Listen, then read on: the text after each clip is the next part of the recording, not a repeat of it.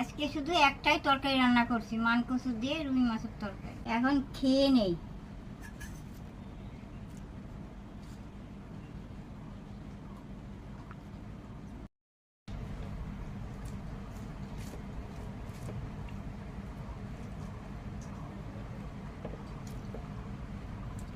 খুব ভালো হয়েছে।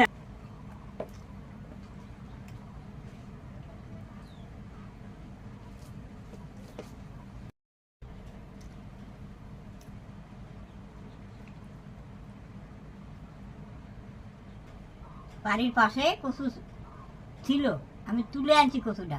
খুব ভালো হয়েছে, টাটকা টাটকা তো, খুব খুব সুন্দর হয়েছে তরকারিটা।